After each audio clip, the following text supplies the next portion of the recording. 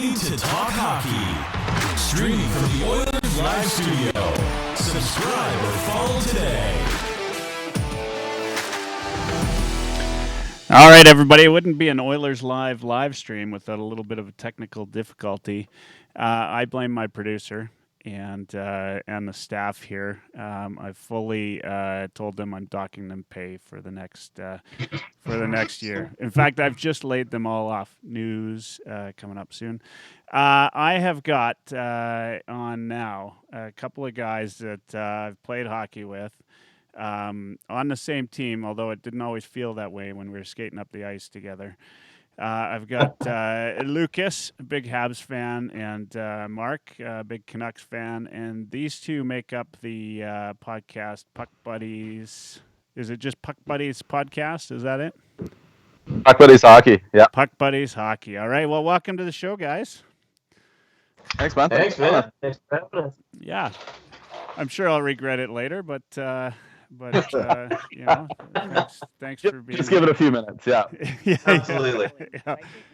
In fact, I pretty much, if you guys had been, if everybody had been watching when we were off air, they'd be like, "Are you sure you want to go live?"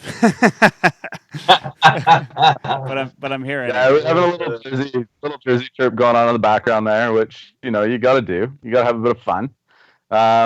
You were talking about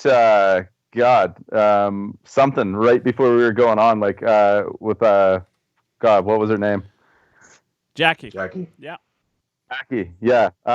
Like favorite players from other teams. I thought it was really funny how she went from like literally calling the Sedin's divers 1 minute to like the next minute she's like, yeah, they're like two of my favorite Canucks. It's like, okay, sure.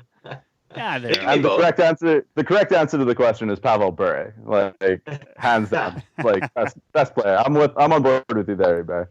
Yeah, I mean Pavel Bure was probably the second fastest guy with the puck that I can think of in the history of the game, and we all know who's number. Come on, yeah, like I just about dropped you on. It's a good thing. It's a good thing you're over there. Who do we got here? You know what? I do like the tribute to Richard in the back.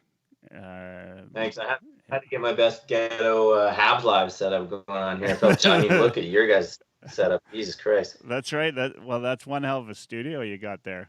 I'm not sure. Look at Mark. He's got the.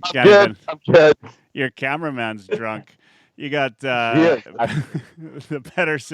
Pedersen loosely hung up to cover the porn mags in the background there. It's all my hockey books there, actually. But yeah, jeez. I have many leather books. Many leather books. Yeah. Fine. Yeah. Awesome. So Dirsa, this is your first meeting. You got any questions besides the obvious why would you cheer for the Canucks questions? Yeah, get me out of here. Yeah. So these guys, Dirsa tries not, he knows I'm not a drinker, so he tries not to drink while he's on my program. But what do you guys, what's your poison of choice today? I'm rocking back some pink gin from Bohemian Spirits in Kimberley, British Columbia. Nice. So a little gin soda. That's my tipple this evening. On top of a couple little squares of chocolate that may or may not contain a little THC. All right. And that's pretty Mark's much. got a bad case of glaucoma. By the way, for you guys, by the way, for everybody that's out there, bad elbow pain today. You need all of that in order to get through a Canucks season. So anyway, Lucas, True story. Last 4 years, rough. What's your poison today, Lucas? I'm drinking the Dirty Bird here, and then whatever else is within arm's reach, because I don't want you guys to miss out on my beautiful face here. So that's absolutely 100%.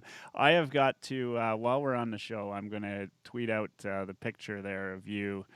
And so, what's the? Do you know when that picture was taken? Like, so for those of you that weren't listening to the Jackie segment, which was awesome, it was great, but. there is we played in this alumni hockey tournament. It's Hockey Helps the Homeless in Vancouver, which Lucas is a committee member of that, and probably one of the best tournaments that I ever play in. I play in a lot of these, and Thank you. And Yeah, it's fun. fantastic, man. Great tournament. Yeah, the location, Thunderbird Arena, just everything about it's great, and it's a lot of fun. And so we got to play against Henrik Sedin just this past year, like November, Black Friday, actually. You guys got to. I tore my groin the week before that tournament, so I got to stand behind the bench and chat shit with Greg Adams. That's right. The other Greg Adams. The other Greg Adams, not the fast one. Yeah, that's how he knows himself too. So that's right, the other Greg Adams. So the other Greg Adams. Yeah, I mean, you know the picture? Do you remember the play? Like, do you remember what happened? I mean, you were Mark. Do you have the picture? I'm looking for it. I gotta find it. I've got it. I've posted it on our Facebook page. I think at Puck Buddy Hockey on Facebook. It's hilarious. It's in the first or third period of our first game of the tournament this past year. And it looks like Henrik Sedin's playing a game of peekaboo with Tucker, and Tucker is just kind of surprised that he's magically appeared behind him. And Tucker's facing the wrong way, and he's just like, oh, there he goes. Hey, I had my guy. That's all I have to say. Did you? We can't even just talk. I've got to find a picture. I've got to tweet it out because you can't just talk about this picture at all. In fact, I have not seen anything quite like it. You weren't even like there's being out of the play, and then there's being it's like you got into Mark's chocolates right before you got on the ice or something. There's being out of the play, and then there's being a spectator with a helmet and skates on the ice. Yeah, I was. I honestly don't even remember that. That's really funny. I remember. Yeah, I remember like several minutes earlier stealing the puck from him, like pulling the old stick lift and stealing the puck, and hearing like the bench kind of roar a little bit because he actually made a play against. You're telling me it's Henrik? Sure. Got a couple stick taps, all right. You got a couple of stick taps. Calm down with the roar. Funny the roar of the crowd, like the three wives watching, and yeah. Funny there was no picture taken of that. there's only no right. Where was Mark's camera there? Exactly. Although our buddy Gurney did win a face-off against Henrik, and that is one of the funnier moments from that day as well. Like that's gold because like there's a video of him and Henrik tries to put the puck through his feet, and Gurney knows just seems to know that that's what he's gonna do. So he like turns his foot, stops it, and just like takes the puck straight by Henrik and goes ha ha as he does, and you can hear him like all over the ice. It's brilliant. I do remember that. I remember that. In fact, I thought maybe for a second that it was Lucas, but it wasn't him. Hey, it was somebody else. No big surprise there. I found, I have found the picture. This is good. Excellent. And so I'm going to tweet it out. And, I'm just, caption this, current guest on the live stream. Nice. Yeah, I'm sure you'll get some beauties there. I honestly don't remember that at all. And then when I saw it, I thought, well, obviously I had my guy who was behind the net and somebody else is blowing their check. Yeah, of course. Somebody else. Always somebody else. Yeah. So, guys, from an outsider's view looking in, I mean, this is an Oilers podcast. Give me your opinion this year, and without the chirping added in, because I know you'd love to. But I'll start with Mark. What's your opinion of the Oilers season prior to our break here? Man, genuinely surprised. And one thing I'm just going to wrap up with as well is I really appreciate you throwing that photo out there, because the year before, like I was the guy in the photo. Like I do remember that actually. Were you on the ice? You remember that? Lance Boma, like he's coming down one on me, and I just blow a tire, and I'm like staring at the ceiling, the rafters of Thunderbird Stadium as he goes in and like scores on Eli. And yeah, that was good. That was first game as well. That seems to be the thing that happens at these things. So yeah, there's a photo out there of me somewhere, like skate blades are facing the ceiling, and yeah, my D partner had fallen down too, so he was like, "Oh, it's fine, Mark's got this," and then Mark's got this. Well, that was our goalie that year, by the way. That was the year when Eli's equipment was stolen, right? Oh, right. Yeah, that's just too okay. bad. So we had we that, actually had good is that why goaltending. it's so bad? We had good goaltending that year. It was nice. Not bad. We won the thing. That's right. We actually that was Guy Carbonneau was on our team right before he hit the Hall of Fame. I took the sedan back with Guy Carbonneau and Scott Walker back to the airport, right? And of course, I've got the Warrior bag, the Oilers Warrior bag, and those guys, and which looks a little bit like the alumni bags. And being a guy that's 6'5", I get out of this sedan.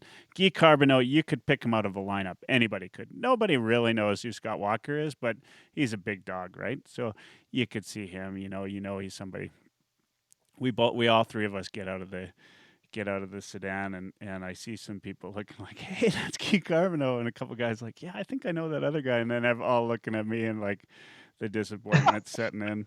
I can't figure out who that guy is. But oh man, one of the most memorable things for me from our Montreal trip last year was arriving at the rink, and the only way we could get the 7 guys and hockey bags to the rink was in a limo. So we pull up outside the rink, and there's like waiting to take bags, and like, "Oh, who's in this?" I just remember being the first guy to step out, and the look of disappointment on their face.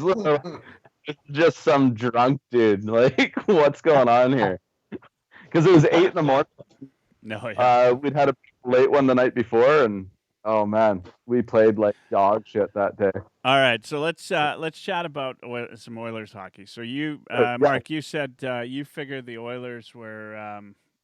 I was genuinely surprised that they did as well as they did. Like I was, like hot starts happen, and I was just kind of thinking that the wheels would fall off at some point. Like never fully discounting that would happen, because like when you have Draisaitl, like those guys just make up and kind of paper over so many bigger problems. Like they're able to just kind of pull guys through. You guys have had a good steady dose of like Koskinen and Mike Smith going there, and they both seem to be like when one's playing well, the other's like generally not, and it's kind of been nice that one guy starts stinking it up a bit, and Tippett switches over to the other guy, and the other guy seems to kind of get on a bit of a heater, and seems to have kind of helped you guys out a bunch this year. Your defensive depth for once, it seems like for the first time since like probably 2000 or probably pre-2006 anyways, that you guys haven't just been trading away all your best defensive pieces to get defense in return. Like I never understood those moves that the Oilers seem to make perpetually from about 2006 to, like 2-3 years ago. That sort of stuff was just bananas to me. Well, I don't know, man. Like pleasantly surprised. Like that's the way I kind of put it. Like it's nice to see another Canadian team in the playoff picture. I have way less animosity towards the Oilers than I do the Flames. Like I hate the Flames. They are, I can't even describe. They're the Boston Bruins. Like the Flames and the Bruins. Those are the two teams that I love to hate. Well, when this isn't an Edmonton Oilers podcast, it is an anti-Flames podcast. So it depends on the day. That's what I'm saying. Yeah. I'm pandering to the crowd a little bit here, but like it's the truth, right? I remember the Canucks beating the Flames 11-0 in a game once, and calling my uncle who lives in Calgary just to rub it in a little. So yeah, like that's the kind of sports fan I am, right? Like petty. But yeah, genuinely surprised. I thought that like Vegas was starting to run away with the division a little bit. Like they were just on such a heater, and we're all kind of playing catch up. I thought there was a time there where the Canucks had their fate in their hands and they were probably going to had a reasonable shot at taking down that division. And I think best case scenario is, where they were at. They're going to be. I always thought from the outset of the season they were going to be a wild card team, and I thought they'd be battling with, Arizona or somebody like that. And I genuinely expected Edmonton to finish behind us in the standings again this year. So when I was, I've been watching a lot of the old games from in the season. I watched the old Battle of Alberta game from February 1st. It was interesting to see the standings at that point in time. And of course, the Canucks were leading the div, I think, by a point or 2 points when the Oilers and the Flames went pretty tight. And was that the first game back after the Tkachuk suspension? Cassian, after Cassian. Sorry. Yeah, you bet. That was the best, as many people would say, the best was, what was it, 8-3? Best 8-3 game you could ever watch, or 7-3, I think it was the final score. Yeah. I mean, it was entertaining through and through, and whenever you have a goalie fight, I mean, that's outstanding. I went through today. I've been cleaning house a little bit now that we're in isolation, and I found an old ticket stub, and I'm going to put it up. I tweeted about it earlier today, but it was 300 level at the old Rexall place, which was what they quote unquote the nosebleeds, right? They weren't really bad seats though. If you had ever been there, I don't know if you guys had ever been there, but they were. No, but Northland Sim was based off. It was like the same design as Coliseum Quebec and exactly. Pacific in Vancouver, right? So it was. The seat was ticket price on here is $27.89. Now, if you go to my Twitter profile and look up that tweet, because I put on there, that's a series of tweets that I did. I put on there, I went and I found the game. Oilers won at 4-1. There were 3 fights in that game. Mike, you'd appreciate it. Struds fought Chris Barch, and then Dustin Penner fought Wilson. And then Chris Barch fought again. He fought Stortini. Now, Chris Barch, holy crap. Like, that guy could fight, right? And so 2 things. So I went on Hockey Fights, which I love hockeyfights.com if you're ever looking. And I checked out these fights. So I figured, like, this ticket, $27.89. And that's less than $10 a fight. Right? Like, that's 3 fights. Dustin Penner one punched Wilson, and he was down. That against Dallas? It was against Dallas, yeah. And I was at that game too, Mike. Oh, yeah, nice. Yeah. Those 2 fights were awesome. Like the Chris Barch fights. Like, that guy, like, my hat's off to him. He just, like, he stood in there. And Stortini, it wasn't one of his Huggy Bear fights, but he typically Stortini was kind of a boring fighter to watch because he'd get in close and then he'd hug it out. But here's an interesting fact about Stortini, though, which is unbelievable. You go on hockeyfights.com. So that game's in 2009, and Stortini's got to have like 50 or 60 videos on there, right? Like, it just keeps going and going from like 2017 down. Like, I was like, when I went to look for Struds, you had to go back, obviously, a few years since he's played, and Penner as well. And Penner hasn't had that many fights, but Stortini, I thought, well, you know what? Maybe I'd hug out a few too if I was fighting as much as that guy. Anyway, hell of a game. $27.89, which I'm not even sure gets you a beer at Rogers Place anymore. So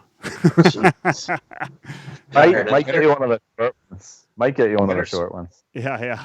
Penner scored a beautiful goal in that game. Penner did? He came in on the right side and roofed one over Marty Turco. It looked like he was going to skate like right into the boards behind the net, and he just roofed it over Turco. It was a great goal. I remember that game. Jesus, Penner's almost a dirty word, man. Like, that guy is such a Fruit Loop on Twitter. It's unbelievable. He did retweet my that tweet today. Did he? I didn't see that. Yeah. So he's got some good taste, I guess. Yeah. He he was, you know what? He was hilarious. Probably the best. And we're kind of getting off the topic, but because actually, you know what, Lucas, I want to get your opinion. Oilers season so far, and be honest. If you haven't watched any of the Oilers, that's fine. But what's your thoughts on the Oilers season so far? He's just surprised I'm asking his opinion. Go ahead.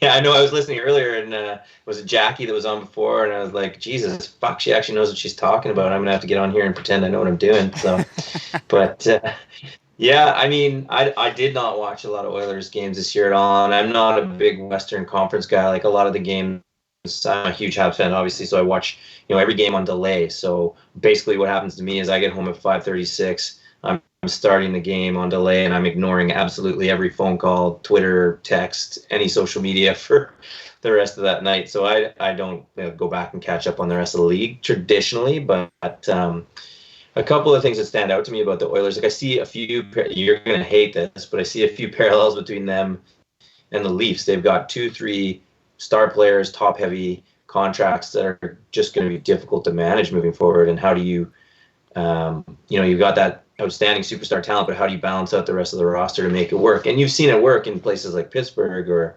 Chicago, but it's harder and harder as time goes on and the cap fluctuates, and people seem to kind of just get their piece of the pie. But I was surprised by, like, Mike Smith. I didn't like that signing at all, and he's been better than I thought he would be. He drives me insane, but he's decent. And well, depending on the night, he drives Oilers fans insane too, right? Like he's the kind of guy that you could love him one night, and then the next night you just driving you nuts, right? Like, and you could be a fan, right? Yeah. Yeah, and being a huge Carey Price fan, like, they both handle the puck really well, and you see the pros and the cons of that. Like, you see them really save the defenseman a lot of wear and tear, but you also see them thinking that they are a defenseman and they're going to make that sort of breakaway pass or stretch pass that turns into a huge gap every once in a while. But it doesn't get any better than the McDavid Draisaitl sort of highlights and combo, and watching those two work their magic. Like, I actually see your Twitter a lot, Mike, and a lot of debate around Draisaitl being a Hart Trophy candidate, and he's outstanding. I don't know how there's really a ton of debate about it. So I'll give you that. But I blame those guys for evolving wild. What's that? You kind of broke up a little bit there, and we're probably happy you did. I blame the guys over at Evolving Wild for the Draisaitl debate. Oh, man, those guys don't even rank in the top 10 or 20, I think. It's unreal. Talk about guys getting into your chocolates. I'd forgotten about those clowns until you brought that up. That is unbelievable. Anyway, I kind of rudely cut Tucker off like I always do. So yeah, hey, I'm like, he's used to it. Hey, don't worry, I'm used to it. Yeah. No, I don't know what I expected from them. I think, we have another friend who watches, I think he watches this once in a while. He's a big Oilers fan, and what strikes me about him is his, like, unbridled optimism every year. And it's like, Jesus Christ, you haven't made the playoffs for a decade, and he's still every year like, this is the year we win the cup, boys, McDavid, yeah, and it, good for him. But I'm almost at that point with the Habs too. I'm almost expecting to be disappointed, and it's sad, but good for them for being where they're at. And the division was just insane this year and so tight, and it's really unfortunate that we've likely been robbed of the season to see how it plays out.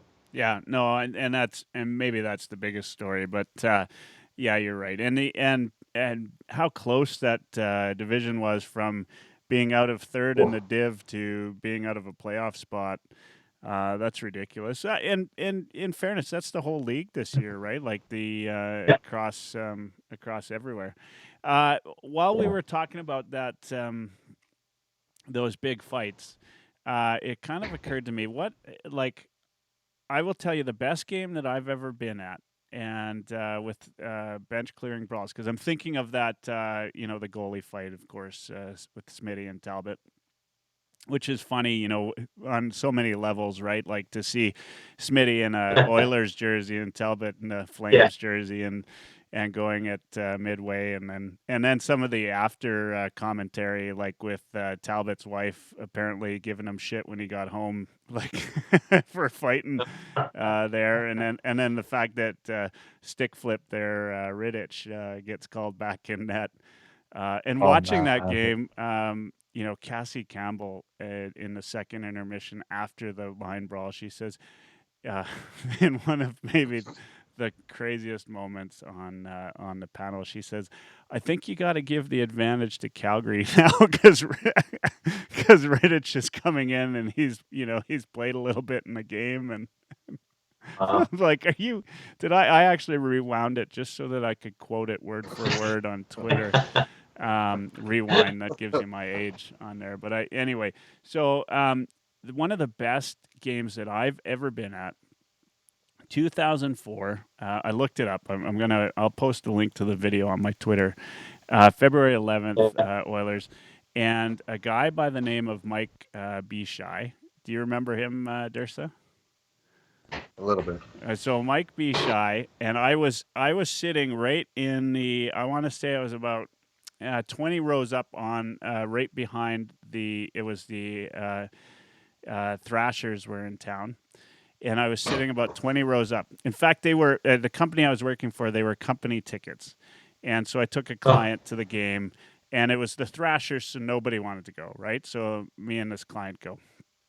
We're about 20 rows up, right behind the Thrashers bench, and a line brawl breaks out. And Bishai, he kind of, I don't know how many games he played in the NHL, not a lot. He was a career minor leaguer. He ends up in the Thrashers bench, throwing gloves with Serge Aubin, and honestly, and it was like a total line brawl, but I'm right there watching this, and I think most of Rexall at the time didn't even see him in the bench until the camera caught them. But I saw him go in and then get up and swinging, and everybody's just kind of like, "What the hell?" And I think it was McTavish after the game. He says, "Well, I'm not quite sure it's the way I would have done it, but anyway, it was a classic fight. Like I can't recall seeing, and he was just tossing him. They let him go, right? Like he's standing in the Thrashers bench, tossing him at Serge Aubin, and probably one of the better fights that I've ever seen. Oh man, it was great. So I'm gonna post that to my Twitter right now. Best fight, Dirsa. Best fight you've ever been at live. Probably one of George Larac's for sure. Just the power and the strength of the man. I mean, he would just pull somebody in and start that left-hand lawnmower, and it was over. Yeah, definitely a Larac fight. It's not one in particular, but like a series of fights. Is that what you're thinking? No, just I remember I seen him fight live once, and that Penner one punch against Dallas was pretty impressive because I believe he hit him and he knocked the guy right off his feet. Like he just dropped him one punch, and the guy was about a foot off the ground, and that was it. And I think that all started because Penner came to Hemsky's aid. Oh yeah. That was like if you watch the replay on that, it's pretty good. Lucas, best fight you've ever seen live?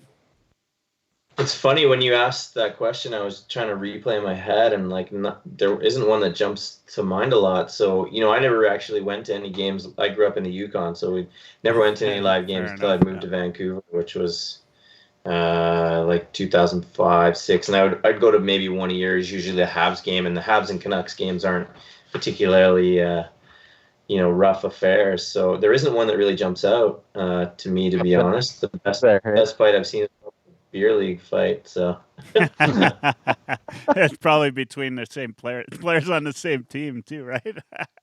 yeah. One guy got pissed off his partner, beat the piss out of him. Yeah.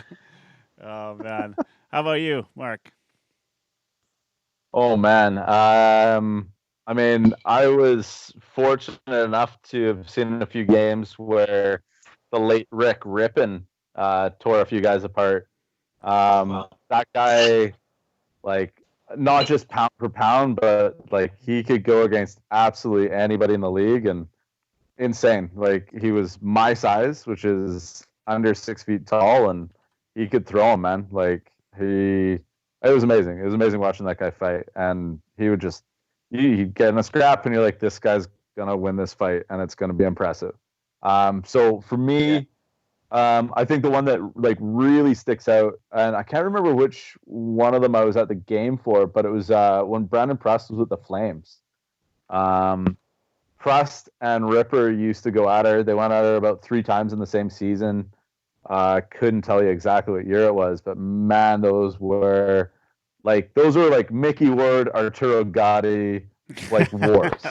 Like, if you love your hockeyfights.com, go on and check those 3 fights out. There's one of them that's a bit of a wrestling match, but the other 2 are just, I think they just like throw bombs. It's insane, and you can throw both hands too. So for me, like, that was great. I was a little young when Gino was still playing for the Canucks, so like I remember his fights on TV more than that because I've seen replays of him and things. I don't ever remember being at one of the games where he got in a scrap and, like, shed all the gear and, try to fight an entire bench worth of people. But like, Gino was always pretty entertaining. The thing I loved most about Gino was when he'd score goals, his celebrations. So yeah.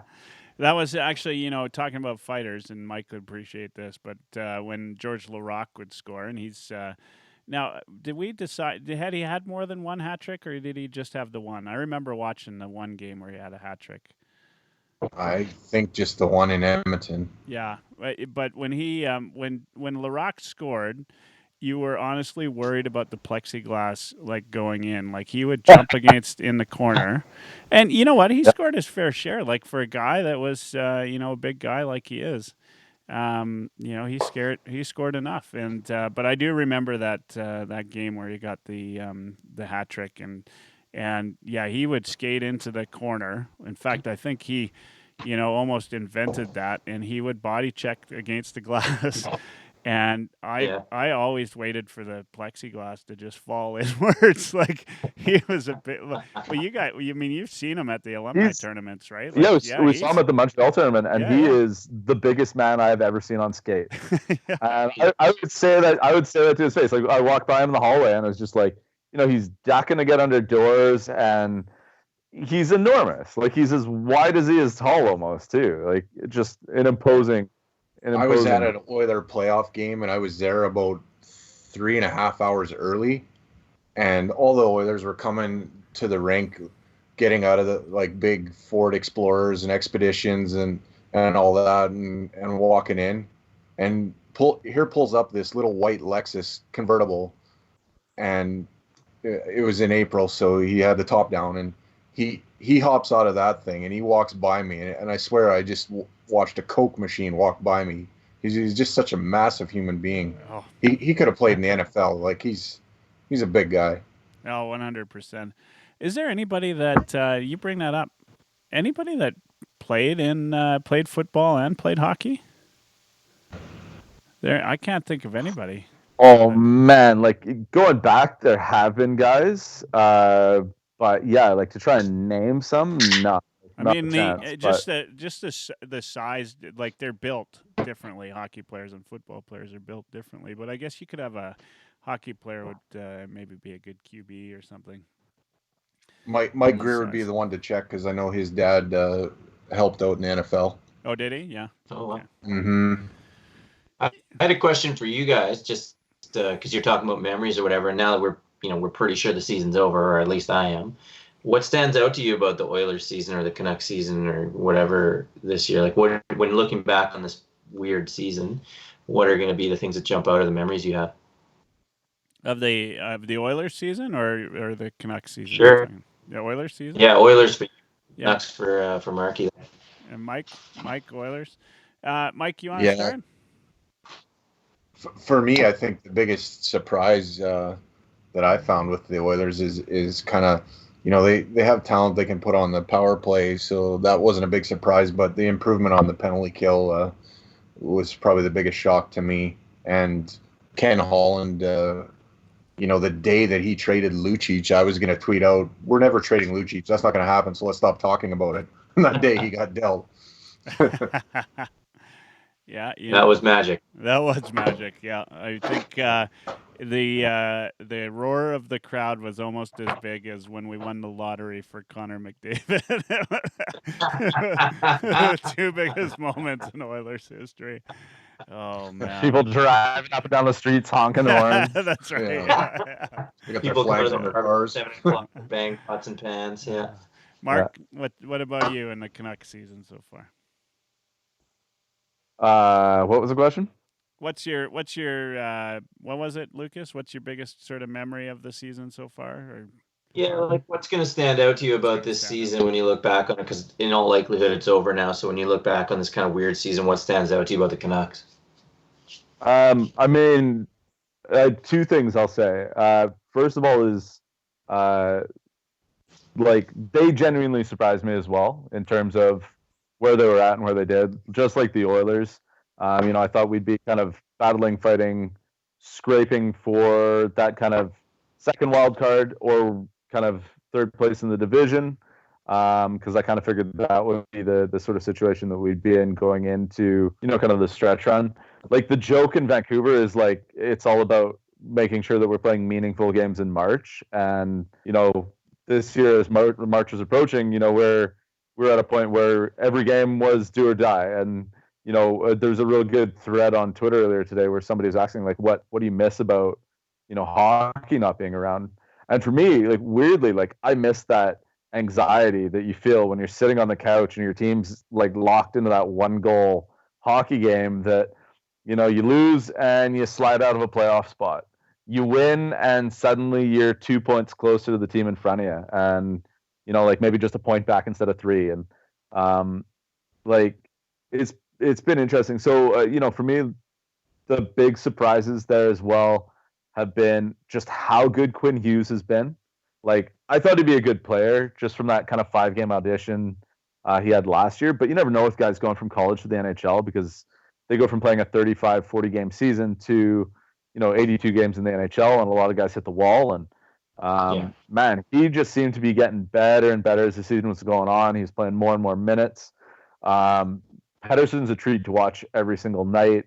JT Miller, like I thought the price of a first and a third was steep when they did it, but I liked the trade because, for a fan that like this last little stretch, I honestly, it's given me a lot of empathy for Oilers fans over the years. Like I used to rag on the Oilers and hate on the Oilers and everything like that. But after being out of the playoffs for, 5 years now, I guess, I don't know. I guess it'll be like 5, 6 now going on.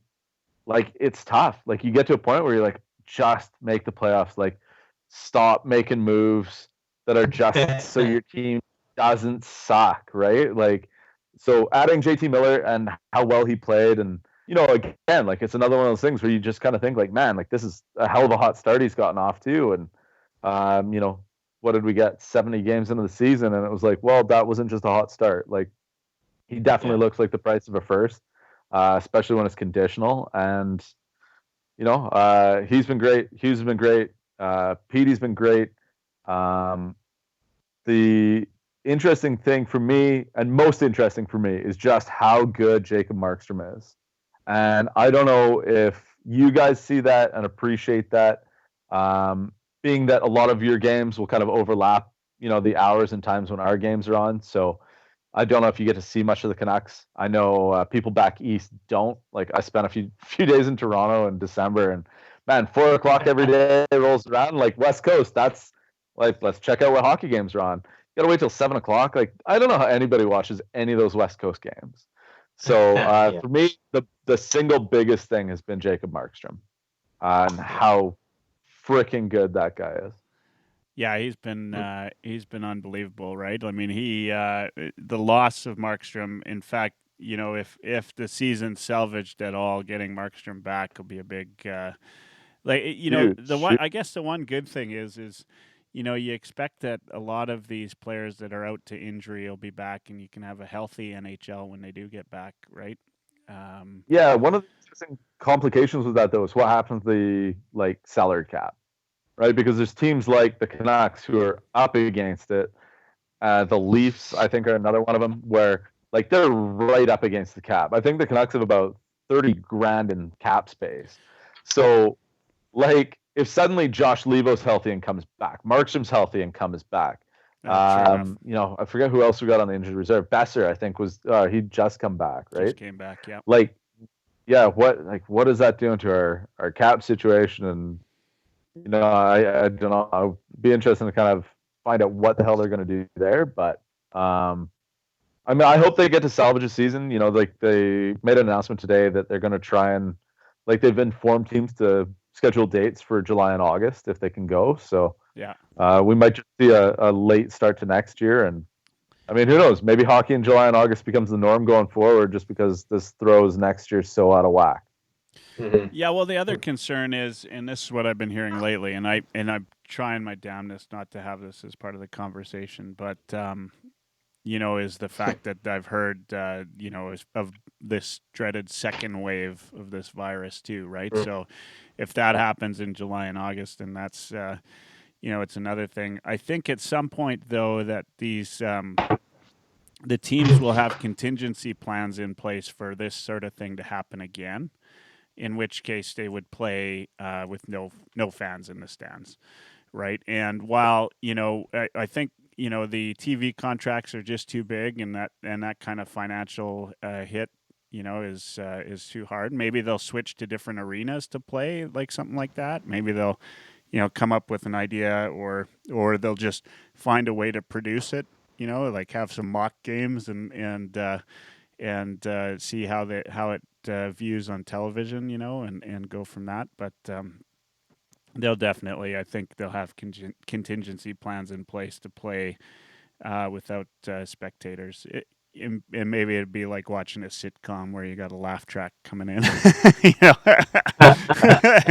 Who knows, Yeah. right? Maybe there's 2-3 second delay in the broadcast, and they can plant in like goal score and just hit a little meaty button, and there you go. Bruce Lee subtitles. Yeah, Bruce Yeah. Lee subtitles. Yeah. I mean, you never know. I mean, it's got to be there's going to be a contingency plan in place for that, I think, in the future. This will probably not be the last time something like this happens in our world, and so like we're like we kind of talk about this as being unprecedented, but this would be the second time the Stanley Cup was canceled. The other time was the 1919 because of the influenza pandemic of that year, right? So like this isn't without precedence, and it like you kind of have to put people ahead of all that money first. Kind of, I mean, in my opinion of the situation anyways, is if you don't, you're heartless. Like it's just beyond me. Like, yeah, there's millions and billions of dollars at stake and things like that, especially in the economy. Who knows what the hell we're going to be faced with after that? Like, is this going to, like we're not long out of another massive recession without getting too into politics or economics of this. Like, is this something that could send us into another recession or even, like depression level economic like regression? It's like really, we don't, I think, fully understand and grasp what we're seeing because it's still early days. Like we're 3 months into this. Yeah, for sure. The Spanish flu was, 3 years, right? So we'll kind of see how we are this year. We'll see where we're at. Like they're talking about the second wave. I thought it was like kind of next flu season. Like this could become an annual flu or virus that people pick up on a yearly basis, which is just fucking super. But like it would be great if they could figure out a way to play games behind closed doors or something, like show the games on TV, like, but those guys are still getting together and they're still jeopardizing their health to play a game ultimately, right? Yeah, so, absolutely. I don't see any way how they finish a season this year. Like I think I read today that players are being asked to extend their isolation another 10 days. Oh yeah. Yeah. Yeah, I'm not surprised by that. That's good. Anyway, guys, you know what? We got about 2 minutes left, and then for those watching, listening, wherever you are, we've got Kelly from Beer League Heroes coming on at 10:30 Mountain 9:30 for those of you out in the coast, on the West Coast. You know what? Thanks, guys, for joining. Always good to see you and good to chat with you. Any quick last words from either of you? And we'll get you back on, of course. Yeah, no, thanks for having us on. I was just gonna say, yeah, thanks for having us on. I appreciate it. It's been, I feel like I could just ramble on for hours and pick a topic and go. So we'll have to get back on, but no, we appreciate the opportunity. And I've been following you guys and watching for the last little bit. It's been pretty cool to just kind of have something to distract you and do something in isolation. So keep doing what you're doing, and yeah, keep up the good work. It's been great. I'll have to get myself a better background for the next one. You know what? It's fitting, the Richard jersey, and so it's good. I like it. I don't know what's behind all of that though, but and that Patrick Watt poster, like how the hell old is that really, right? Oh man, love it. Yeah. Mark, any last words? Thanks. Just thanks very much for having us. I mean, hopefully next time Mike can sort out that Yakubov and Messier jersey in the background, but I can't say shit. Like, I've got one jersey draped over a bookshelf, so yeah, I'm not doing it either. But yeah, thanks very much, man. It's like Tucker says, like, it's great to just have the distraction, get away, talk hockey. I made some notes about things just in case we were looking for topics and didn't even have to touch those. So maybe we'll save them for our own podcast. Who knows? Because I think I kind of wrote them after a couple of gummies, so it'll be a little out there. So yeah. For those of you listening, sorry, I was going to say we'd be remiss too if we didn't say, if you get a chance, check out Puck Buddies Hockey for sure. We've got, Mark has done yeoman's work. I've just kind of been along for the ride, but he's had interviews with Grant Fuhr and Wally Weir and John Craighead and a whole bunch of guys. So, nice. If you guys want to just listen to some bullshit and distract you, check us out on iTunes. So I was telling Dirsa about Wally Weir, and he holds the AHL record for most penalty minutes in a game, which is outstanding. It was 50 or 54 minutes, and whatever it was, my attention to detail is not very big, but it was 50 plus. And unbelievable, right? And to meet that guy, he doesn't seem like, you just can't see it. Man, the nicest guy. Yeah. Like, absolutely awesome. Yeah, like really, really interesting. Like, I remember when he told that story, and I was like, I gotta go look into this. Like, yeah, because he said I really could have done some damage if they let me play the third period, right? So he did that over 2 periods because he got kicked out of the game. And I looked it up, and he held that record. It has since been broken, but like, he held that record for penalty minutes in a game in the AHL for about 30 years. Like, yeah, unreal. I mean, that's hard. I mean, maybe in the Federal League, that's something that if you guys got any chance, you got to look up some Federal League highlights. That is that is absolutely outstanding Bush League hockey right there. Yeah. The Wally interview, it's great. Like, we talk some of the old time hockey and stuff like that, because he played for God, you remember the name of the team he played for? That? Oh, it was the like against Johnstown. Yeah, no, it was. I can't, because he was the inspiration to the Johnstown Chiefs. Okay, so he played for this team called Bos Jaros, right? And Bos Jaros, where the inspiration down to the use of like the logo and jersey for like that final team in the movie Slapshots, right? So all these guys that are skating out, like all these like savage goons, like that was the team Wally Weir played for in in that old league. Like, just unbelievable. So he was talking about like Gilles Bilodeau. We talked about him on the pod on that episode. The guy had 500 minutes in penalties that year. He had a deal where he got a Trans Am as a bonus in his contract for 200 or 300 penalty minutes, and he had it by Christmas. So definitely was checking that one out. And then I fumbled around a bit of an interview with Grant Fuhr. Nerves and like over preparing kind of got the best of me a little bit, but I was still interested to sit down and chat with the legend. really good guy to talk to. Really appreciate him coming on and having a chat with me. And yeah, I don't know. It kind of feels like you can get Grant Fuhr, you can get just about anybody to come on and talk to you. Oh, so. yeah. No, Grant's a good guy. I've had a chance to meet him a number of times, and hell of a guy. Anyway, guys, I've got somebody waiting to get on, and thanks again for having me, or for being on the show, and we'll talk soon. We're so good at Absolutely. host podcast. You think you're on ours, bud. That's right. That's right. All right. See you guys. All right, Cheers, guys. Take care. Bye. All right. So we've got Mr. Kelly from Beer League Heroes coming on next. How are we doing so far, Mike? Everything going well? Yeah, seems all right. Yeah, I haven't seen you sneak too many drinks there tonight. You're taking it easy, or you have to go for too many breaks. I had a cheeseburger. You had a cheeseburger. Bloody hell! I'm trying to call. I'm trying to give Kelly a call here, and it's saying he's unavailable. Answer your damn phone, Kelly. Answer your phone, man.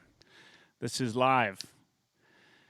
All right. Well, Kelly, if you're listening to us on the pod, you need to get your stuff ready and join us here.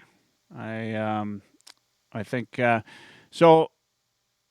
What do you think? We've got a good lineup coming up Thursday as well. So far, we've had tonight. We've had Jackie B. She was a lot of fun. In fact, I've just interacted with her on Twitter before, but I've never had the chance to talk to her on the pod before. I thought that was awesome.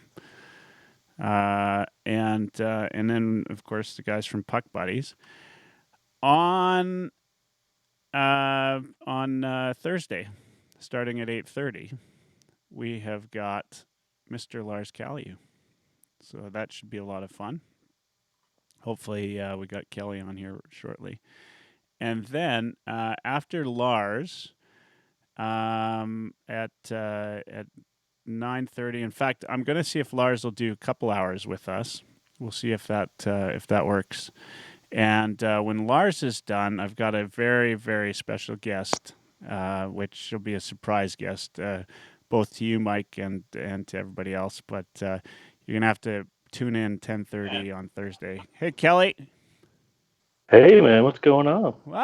Hey, good to have you here, man. It's been a long time, and you've got myself and Mr. Mike Dirsa on. Hello, gentlemen.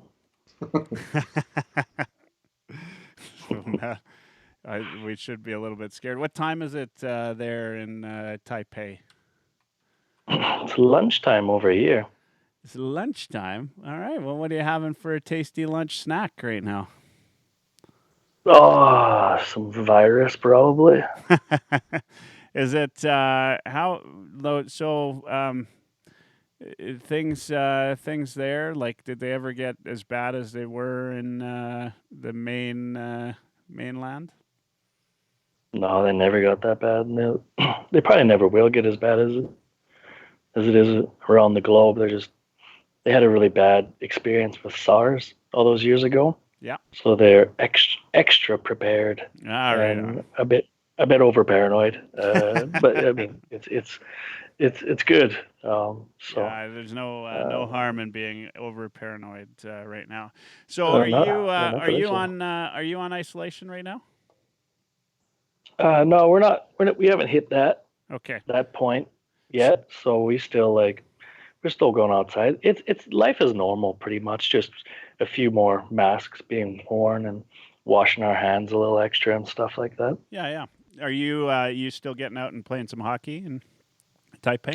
Well, we were until last weekend, and then they had like a little spike in the numbers here, and so the over paranoid thing kicked in. So they on Friday they sent a message to the hockey players that when you came into the arena, you had to like fill out a form like that told them your travel history, like what you'd been doing for the previous 2 weeks, and they would take your temperature and take your ID and stuff like that.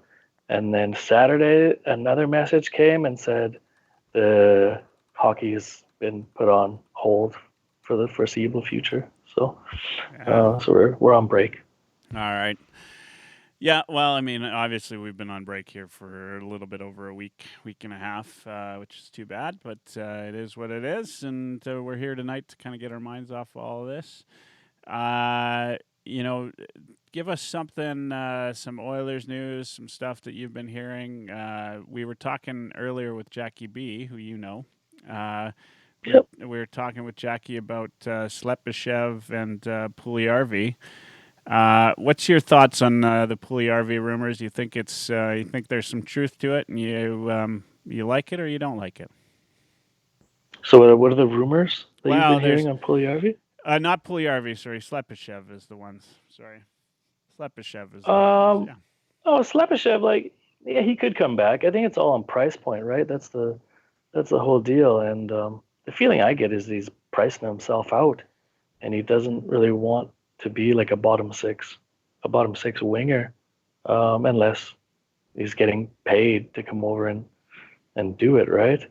And if that's the case, then I think the Oilers have his rights for another year. And then he's basically a free agent and can go wherever he wants. So there's a little bit of pressure involved. And maybe they trade him in the off season or something like that if he can't come to terms.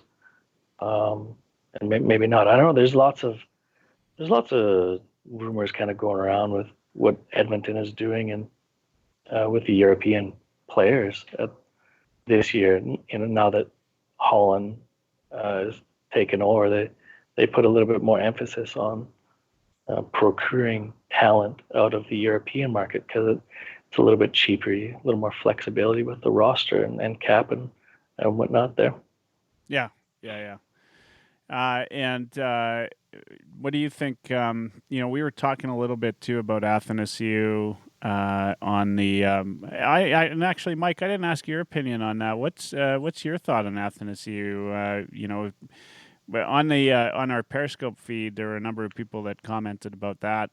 That they really liked him. They thought that he would do better with McDavid, but it's going to take a few months, and maybe now that they've had that time, he's could come back and be the player we wanted him to be. What's your thought, Dirsa? Definitely has speed to keep up, so that's not an issue.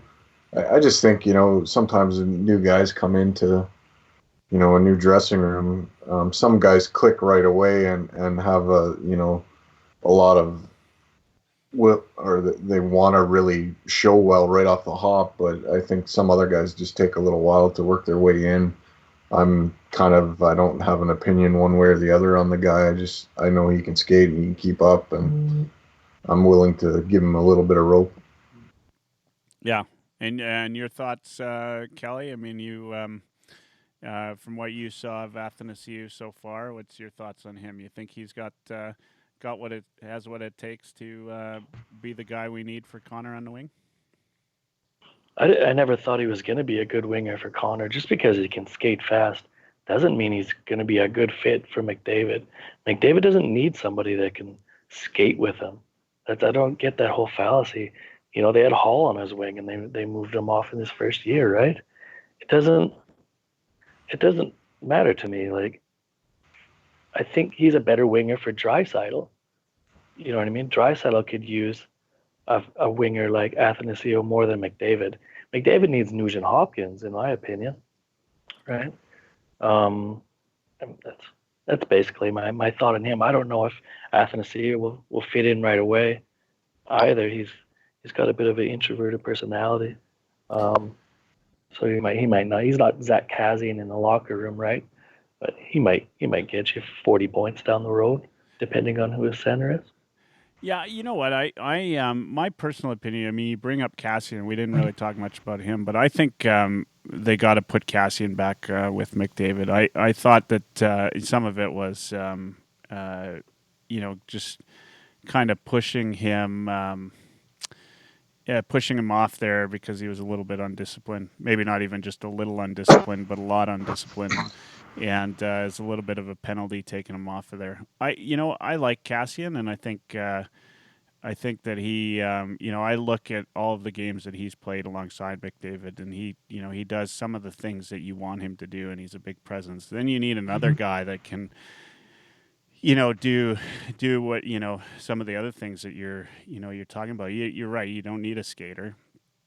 I mean, McDavid is the skater on that line, right? Like that's, nothing's ever said you have to keep up with each other, and nobody's ever going to keep up with McDavid, with maybe the exception of Haas. But we all know he doesn't have the same puck moving ability. Yeah, your thoughts, Mike? Well, I mean, if you got a thoroughbred or a flat out racehorse in McDavid, he can be the guy to carry the puck. But I think we all saw, if you have Lucic on the one wing, he can't really get ahead of him. So Connor doesn't have a pass. So Connor has to do it all by himself. So I think, you do need a little bit of wheels. You might not need somebody that's the exact same speed as Connor, but you got to be in the same universe. I like Nuge with Draisaitl, and I like Nuge with McDavid. He's got that accurate wrist shot, so if you get him the puck, he can put it in the net. I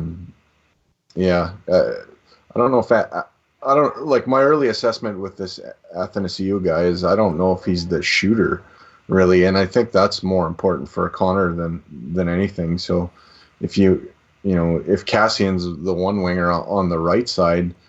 Cassian's good with Connor for kind of the backdoor tap in play, but having a out and out shooter is kind of the thing. If James Neal was a little bit quicker, he'd be okay, but he just doesn't have that. So maybe the search is still on. Yeah, no, and you might be right. The Kelly, one of the things we talked about too earlier with Jackie was the fact that like it's my thought that we're not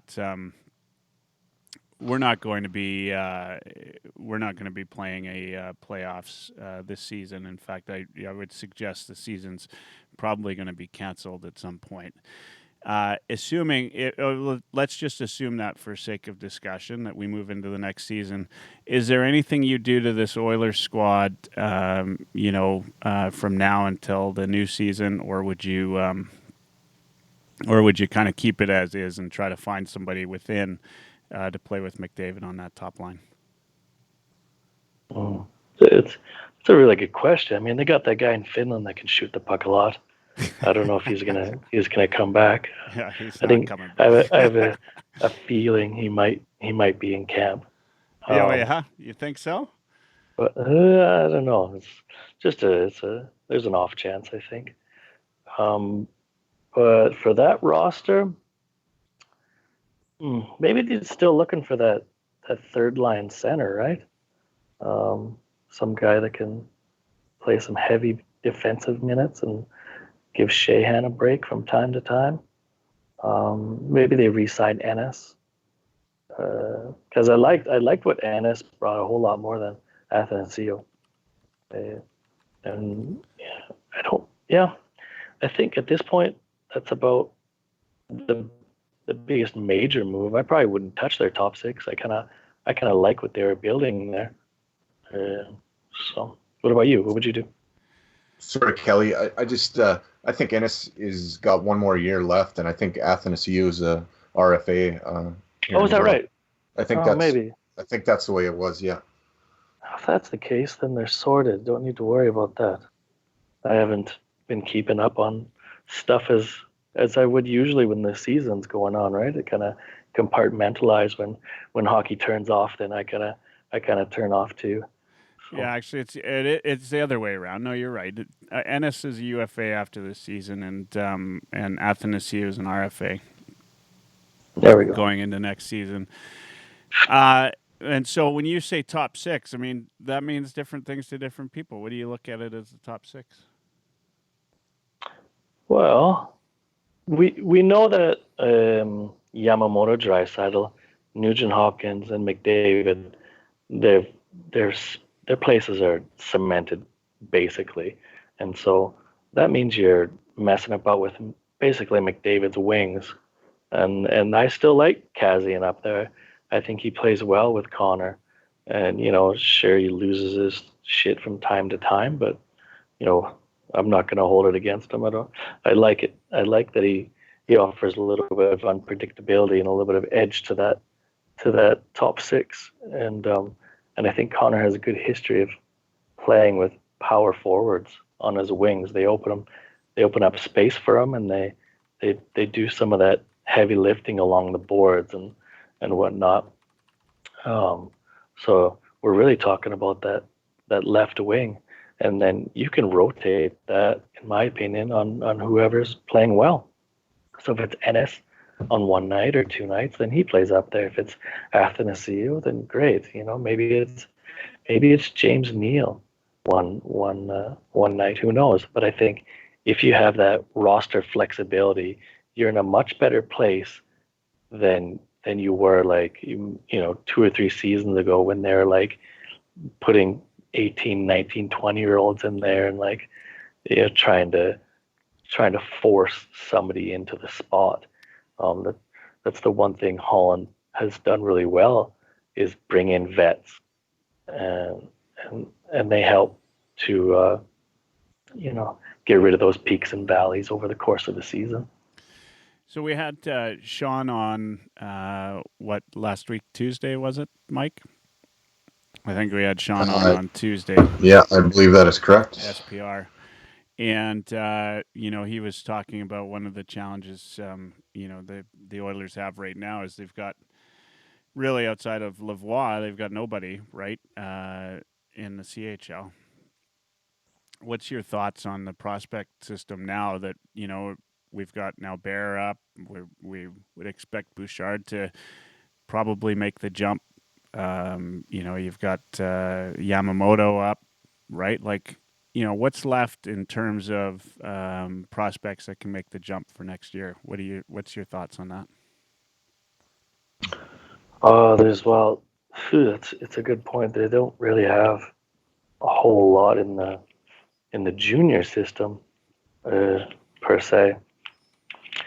And I don't think they have a lot coming through the minors either in terms of impact forwards, but I don't know if they really need that many, to be honest, right? They have a pretty young, like, I don't know if I want to say they have a pretty young team, but is there any room for young players on that roster right now? Because if you're going to throw a kid up there, you're going to need him to be able to contribute right away. That's, as we saw with Benson, right? Everyone wanted Benson so badly to be an impact player because he was lighting up the AHL, and it was never going to happen because his skating isn't there. So he went back down. Hopefully by the next season his skating has improved. But yeah, in terms of the CHL, they do have Lavoie, and he's turning pro next year, so they'll have to restock the cupboards in that regard the next couple drafts. But by the time those guys are ready, it'll be 2 or 3 or 4 seasons down the road. Yeah. I mean, I guess on one plus side, right? Like, there's a lot of these prospects that have come up. They've done, they've done good for the year. We went on about Ethan Bear, at length earlier today. Mike, you have any thoughts on that? I mean, you think it's something we need to be worried about, or? Well, I think you always have to be cognizant of what you got coming up and what you have to replace what's going to go out eventually. But I don't think there's anybody down in Bakersfield right now that's going to come and fill a top 6 role. And I don't see there being a lot of spaces in kind of the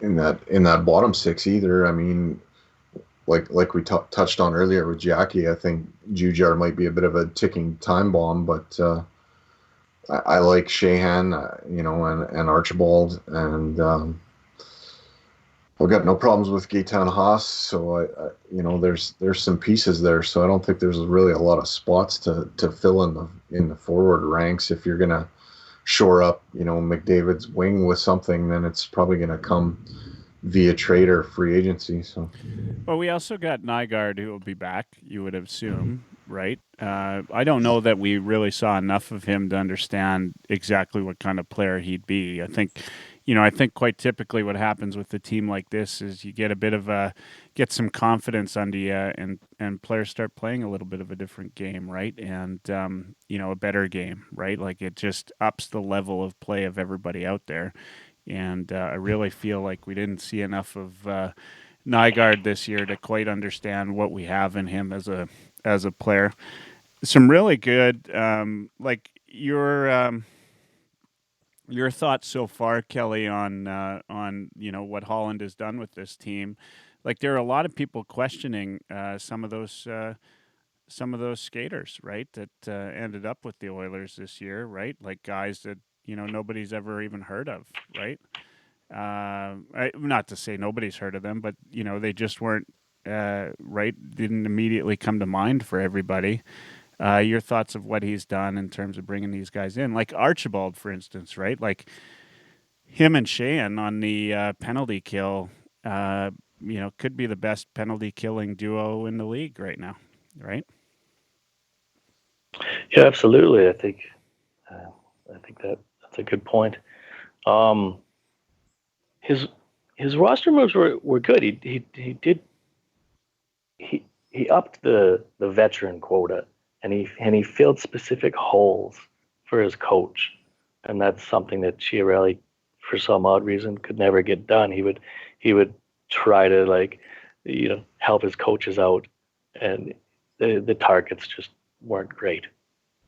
But Holland came in and took a lot of bets like Granlund and Hawes and these guys, right? Some of them worked out and some of them didn't, but they were cheap bets and they were worth making.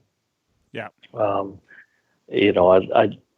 prefer that route as opposed to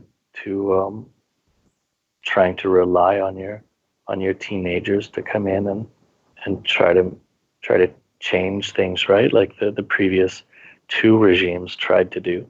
There's for whatever reason, there's always this want to recreate the 80s Oilers in Edmonton, and I think it's the dumbest thing in the world. I don't know why they would want to try and recreate it. It's always like young kids and as fast as you can get them, and highly skilled. They were never trying to build the right team. They're trying to build a team that was right.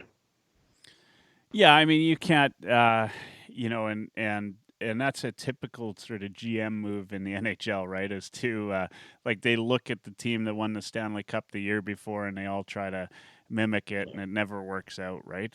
And the other thing is you just never know what year after year it takes something different in the playoffs than it does in the regular season. You just can't, And I don't know though that. I think that anybody's ever been trying to remake the Oilers, right? Like that's just such an impossible feat. But they're certainly trying to make, I think it's more a sign of the times, right? Like there was, kind of this thought that, speed was the game, right? Especially if you watched Calgary last year and the season that they had last year, everybody thought, like if you could do that with the Gaudreau, who, I haven't done my Gaudreau joke yet for the pod, but like Gaudreau there's nothing to that guy but a little bit of fancy footwork and some speed, right? He's a talented player, but there's no grit, right? And so, that was, that becomes the model. Everybody looks at Boudelier, says Matheson certainly does. We don't talk about Maddie on this program ever. But like everybody's looking to recreate what was successful the year before, And the one thing I admire about Holland, and he comes in, and you're talking about that. He took a lot of cheap bets. He just does things with a certain level of patience, and he's got a plan for everything, right? Like he just hasn't everything. Like whether you like what he does or not, at least he's sticking to a plan, and he doesn't diverge from that, right? And Boudelier says, "Dude, that small playing pro hockey has grit." I don't know. Maybe Marcus, there's a lot of things I'll give you, but I could give you a whole highlight reel of times where Goudreau's gone into the corner with just a stick and lifts away. It's not grit. He's got skill. That's what he's got, a tremendous amount of skill. Goudreau does, but and that's what's got him there. But anyway, digress on that topic for sure. Um, you know, I I don't even remember where we're going, but at the But end of the like day, go sorry, ahead. No, go I ahead. was watching the '97 playoff game, an Oilers Avalanche game, and back in those days, it was the Oilers always had really good skating teams, right? Everyone's like the Oilers always fast, always great skaters. The difference is those players had drive. They had an internal engine that was hard to stop, and they had proper leadership. Yeah. And the kids listened to the veterans back then. And when you turn it around to like this newer generation, most players can skate now, but I don't see that same drive, and I don't see the youth really like having the respect for the veterans and whatnot. And I don't know that's the difference, right? I think maybe Chiarelli could have built a better team if he didn't have outside pressure from the ownership and the old boys club always looking over his shoulder and stuff like that. We won't know, right? Yeah, I mean, we won't know. Back in those days, I'm glad we're not debating the Chiarelli era anymore. I mean, I remember Yeah. that's when I started the pod, and I'd have you on back then, and the big thing was, there was a faction of fans that were, somewhat. I wouldn't say they were pro Chiarelli, but they were at least give Chiarelli a chance. And then there was the if I saw Chiarelli on a street corner, I'd run him over fans, and there seemed to be a lot more of those, and it became harder and harder. And I was one of those people that thought, give the guy a chance when I first started the pod. But after time, it just there was a day when I I can't remember. I don't remember. Maybe it was the Manning trade. I don't know what it was. I think it was the Manning trade where I just finally sort of threw in the towel and said, I like you can't defend stupid anymore, right? Like you just that was the point at which I went back the other way. But Holland, on the other hand, he's just. I think I don't know if you had been listening to any of the podcasts, but I had a chance to. I went out for a game, Sabres game actually at Rogers Place, and I was staying at the Marriott, and I was staying on the executive floor there, and I go in for breakfast. They've got the breakfast buffet every day or whatever on that floor. And I go in, and who walks in but Ken Holland? And there's nobody in there, but he sits. Well, him and a friend walk in, and they sit behind us. And so, like right behind me, and so I shut off like my ears to everything else around me, and I'm trying to listen in, hoping to catch something, like something, some rumor or something that I can hear. But he doesn't talk about that. What he's talking about is he's talking to his friend about kids playing college hockey, and he's a big fan of kids going and playing college, and he thinks that players are playing too early. But what I did, what opinions or not, what I did take from him, listening to him, is he's just a super intelligent guy who's very deliberate thinker, right? And so everything that you think you know about him is true because that's just the way he is. He's just a smart man that makes, has a plan, and you might not even know what his plan is until it comes to fruition. I wasn't necessarily. I thought it was a decent move when he came on as GM, but now I'm fully behind it. Yeah, he's done really good. Well, yeah, he did learn from one of the best in Jimmy Devellano, right? And Jimmy Devellano learned from Bill Torrey. Bill Torrey was the architect of the Islanders dynasty, right? Yeah. So it goes to show you, you gotta hire the right guys, kind of look down the line a little bit with who they've learned from, and you can make a pretty good hire that way sometimes. Yeah, once in a while we do something right in E-Town, I think. Yeah, Marcus is on the way out. He says, "Got to fly, boys." Right on, spelled WRIGHT, of course. We'll get Marcus on. He can tell us about Mr. Wright, who he's been watching play out there in the OHL, and somebody who we'll probably see in the NHL one day soon enough. Thanks for listening, Marcus. Mike, you've been quiet. Any thoughts? Well, Kelly touched on trying to, Oilers for a long time trying to duplicate kind of the Glenn Sather model and build a dynasty before you win a single cup. I think there's an element of truth to that. I think for a long time we tried to have a team constructed of mainly, 19 to 23-year-old players. Ken's come in and kind of flip the script on that a little bit instead of trying to fast forward everybody. Who's kind of let some of these prospects develop a little bit longer, like Ethan Bear, even just a few more months from the training camp to when they got him here. I think kind of made a difference for him. We're not trying to insert Evan Bouchard ahead of when he's ready. Much to this probably chagrin of some fans, and he goes a little bit off the board and takes Broberg, in the draft, a kid that's going to be a few years down the line. I remember the outrage on the draft show with you, with some of those guys you had on, how mad they were because we needed a forward. Well, our biggest problem for so long was rushing kids. So you want a forward to come in here and be the cure-all, and mad about taking a defenseman that's probably still, 3 years away.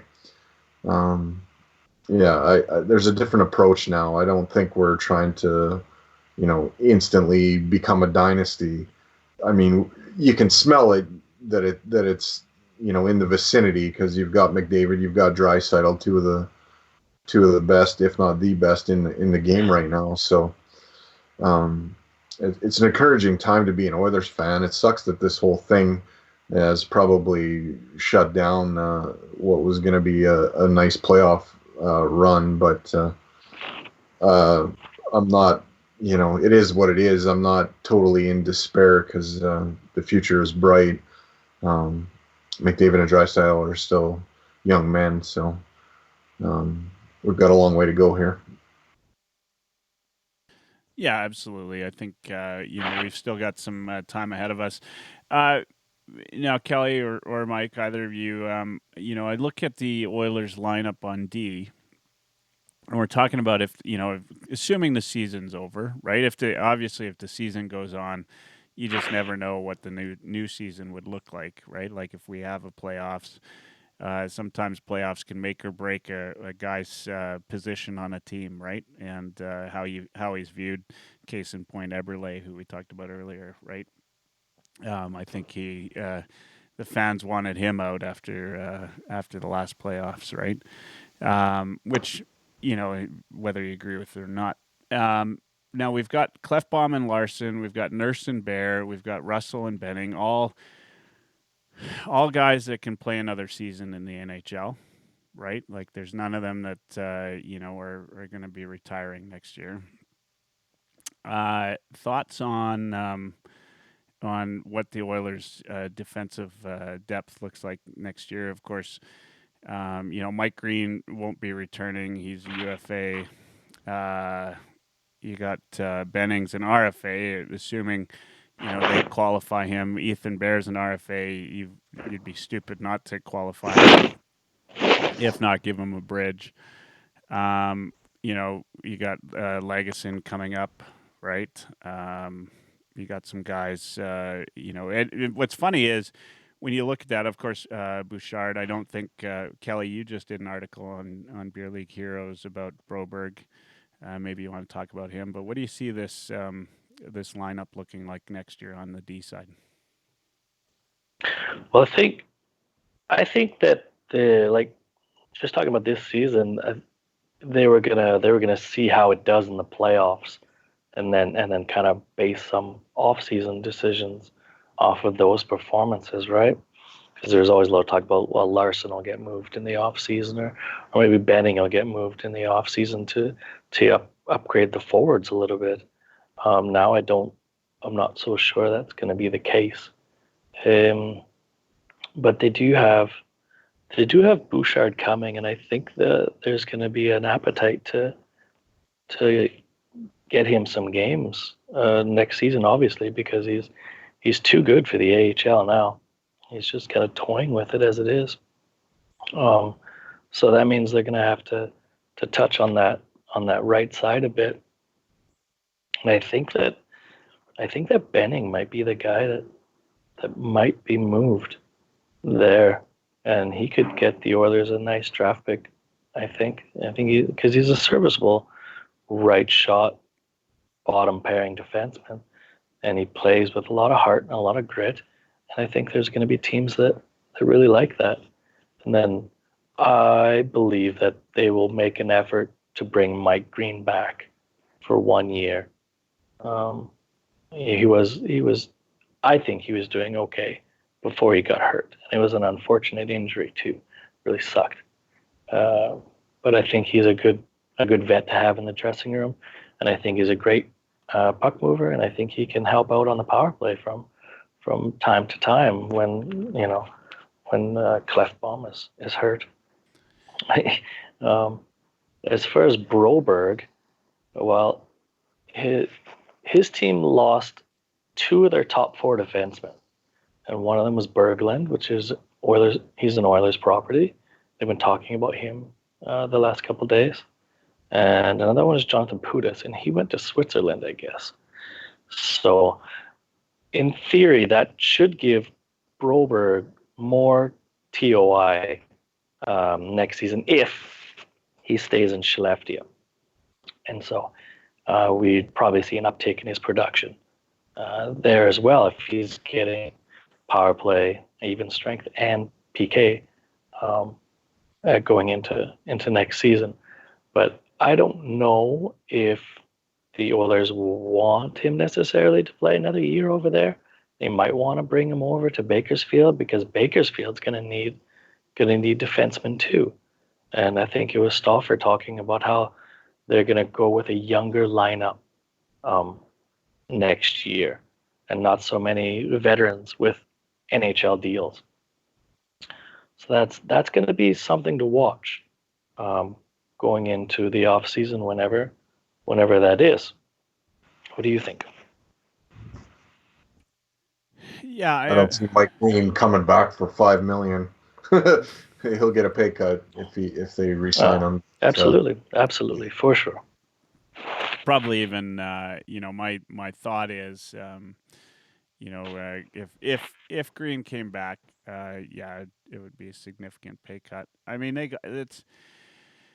there's lots of things to be thought of, and we're talking about D. I mean, there's the other person that we left out of this is Legason, right? Like he wasn't awful, right? Like he's maybe not ready for full time, but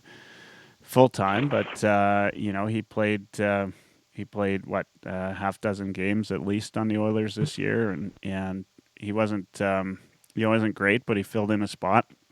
You're right about Benning. He was public enemy number one for me last year. Like, I hated when he got on the ice, and this year I thought he looked great, and I think a lot of that has to do with usage, right? And if he's playing the right type of minutes, and then he's a really, really good, capable. I think a guy that you have in your lineup, every night on the last, on the third D pair. So you're right. He he may be the kind of guy that you use to trade up with, depending on a lot will depend on how the draft, or rather how the salary cap works. Whether or not this whole financial thing actually could work into the Oilers' favor with a contract like James Neal, right? Depending on how they do the buyouts, like they might allow for buyouts that aren't against the cap, right? Who knows what they end up doing. The other guy, though, like you got to imagine that both Larson and Clefbaum will be back. Larson, I thought was a little bit weaker when he came back this year, and I didn't really love his game when he came back, but. I guess the question then, becomes, right, like, that Chris Russell, right? Is he a guy that, what's he got still another year on his contract at $4 million and a no move clause? He's going to like, there's no doubt that's the kind of contract that's hard to move, right? Could you, buy it out and then you got Bouchard, maybe Legason, maybe somebody else that surprises you, right? Like, who knows what this type of break does for some of these guys, right? Some of them will come back and be better than ever, and some will need time. We saw what, 2 games of Mike Green. It's so hard to say whether or not he's worthwhile to bring back. If you do bring him back, he's a 7th guy, in my opinion. He's a guy for the dressing room and the press box and to help the players out. I don't know that, given the talent that they have right now, he's a guy that you have in, he subs in when you need him. But maybe he'll be 35 years old when the new season. There was a couple games. I think the one time it was Caleb Jones and him as partners, and I didn't mind that. You know what, and we haven't even included Caleb Jones in that conversation, right? Like, he had moments where he was playing really well, and for the most part, though, like, and I'm a big Caleb Jones fan, but for the most part, he still played a little bit like a kid, right? Ethan Bear matured to that point where he was kind of over that sort of excitement and got to be really patient with the puck. I think Caleb Jones coming into next year, another year older, I think he's got the skill level to compete on a regular basis for a spot on the NHL lineup, right? When Caleb plays with confidence, he's a pretty effective player. Absolutely. It's just finding that poise, right? Yeah, and I think that's what it is, maturity. So the Oilers have a lot of D coming up. They're obviously, I think Clefbaum and Bear are the 2 guys that are going to be relied on to kind of really provide that sort of skill level on the D side.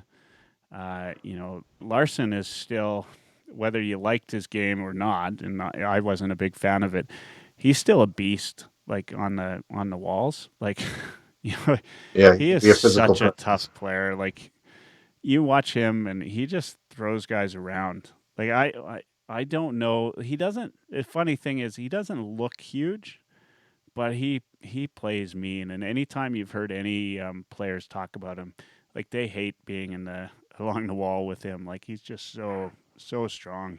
Yeah.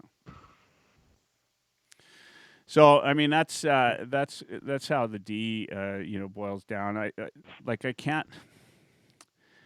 I guess the question. There's so many unanswered questions, right? Like, in terms of how do you look at this team with what you don't even know if it's an off season or not, right? Like, well, maybe Kelly, maybe I'm kind of curious about these guys. That do you know anything about these guys the Flames signed? No, those are all college guys. I have a hard time paying attention to the free agent college market, if you will. It's been such a long time since the NHL had a really good NCAA player sign a free agent deal and come in and make a really big impact right off the bat. I don't think they're gonna be much myself. They think the Mackey kid might uh, might be pretty good, but yeah, no, I don't really know any of these guys, to be honest. I think it's just it's a downtime in hockey. There's nothing much to talk about. And I think people are desperate just to talk about hockey and news and stuff like that. So they might be pumping these guys' tires up a little bit more than they should. Because you remember Spencer Fu? Yeah. Right? Yeah. Remember that? Remember that guy was supposed to be just man. next Paul Kariya or something. Like he just comes in and then we're has nothing. He spends a year or so in the AHL and now he's over and playing in China. Well, here's how desperate we are for hockey news right now. I went to probably my first mistake, but I went to tsn.ca this morning. First thing I did, and the headline on there was Kruger : Sabres hanging on to playoff hopes. And I'm like, are you What? Why? like? I don't get it.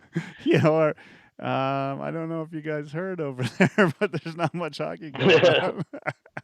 Yeah, I guess. Well, hey, that's one team that's in the shit, eh? Oh man, I don't. Buffalo can't do anything right, but I don't get it. They've got that roster's not that bad, and that coach, he's a pretty decent coach. So what the hell's going on in Buffalo?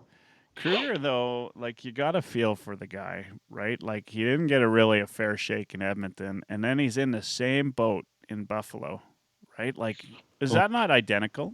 I mean, is he back? I don't. I mean, who knows? But you really got to feel for the guy. I don't think they're gonna can him. Something tells me he's gonna get a little bit more rope there. I think so too. If he didn't, it would be a real travesty because I do think he's a good coach, but there's something. Like, there's something different happening there too, right? Like this is different than the Oilers' decade of darkness, right? Like the Oilers never went on. What did they go on? Like a 12 or 13 game win streak last year? What was Buffalo's major win streak? And then they almost did the same thing this year. Like this is a team. I think they started well this year, right? Yeah, they started but that win streak last year, right? Like they, it was plus 10 anyway. It was like 10 or 12 games. And then to, just as big as St. Louis was to get into the playoffs was as big as Buffalo falling out of the playoffs. Right? Like those were equally big stories in terms of, how it worked for them. And, I can't figure it out. Like, how can a team be so great for stretches and then be so shitty? And it's not Eichel, because Eichel was absolutely fantastic this year, right? Like, or is fantastic this year. And Eichel's a hell of a player. Like, and I don't think, I've never heard anything about Eichel to say that he's, anything less than a really great leader on and off the ice, right? Like, I actually met him when I was at that Sabres game the same time I met Holland. I met Eichel. But, that team, like this, it's got to be frustrating. I have a hard time even talking about them because I remember a little bit of what that was like being an Oilers fan, right? Just, I know we've gone through this many years, but this is in some ways worse than what the Oilers are going through, because this is the team that gets you thinking that they're gonna, take it all the way to the Stanley Cup, and then they decide that, you know what, like somebody's, I don't get it. Sounds like who knows? you got They the just coffee maybe they're a machine going in the goaltender back away there, from. Kelly. Oh, it's What's gone that? now. I said it sounded like you had the coffee machine going in the back. Is there something? Hold on a second. No coffee machine. They're building an apartment complex next door, but the noisiest of the things they were doing is over now. Well, you used to might get be the highway. When I used to get you on, I remember hearing the motorcycles zooming down the highway. I think I was using the webcam mic for that. I've got the earbuds in for this one. No.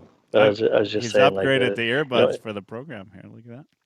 yeah, I don't know. These are like $4 earbuds I get Oh, downstairs jeez, at the everything store. So hopefully they survive the podcast. The but you know, Buffalo's, you know, I think their GM is a little questionable. He's pretty highly touted coming out of Pittsburgh, right? And he remember he stacked up on defensemen last off season, and then maybe they didn't do enough to keep Lehner there, or maybe their goaltending's a little off. I don't know. What do you think? Well, actually, we got the goaltender for my men's league team is listening in on Facebook, and that's exactly what he says. In Buffalo, it starts in the crease. That is only supported by the defense, which sucks. But yeah.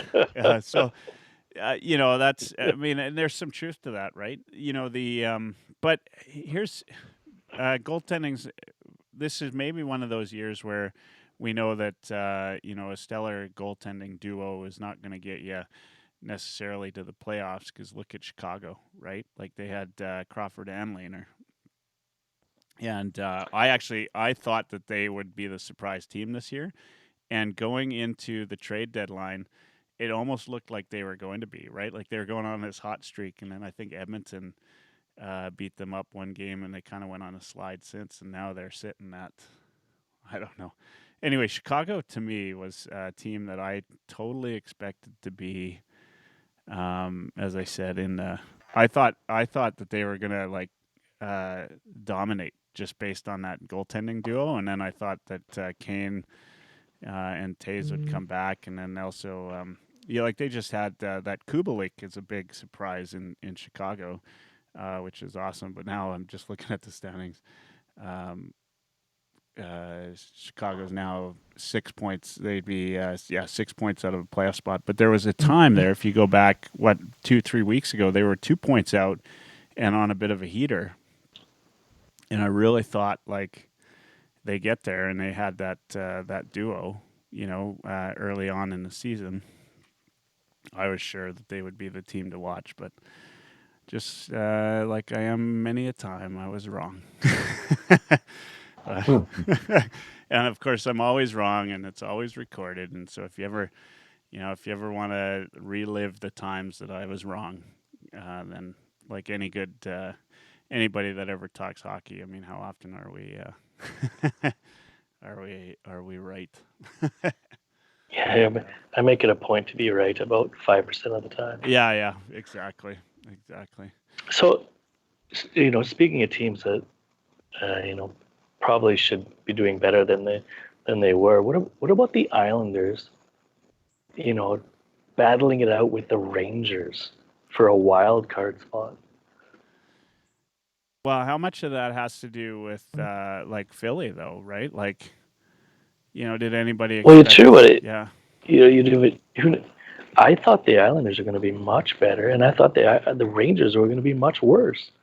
But they kind of balanced each other out.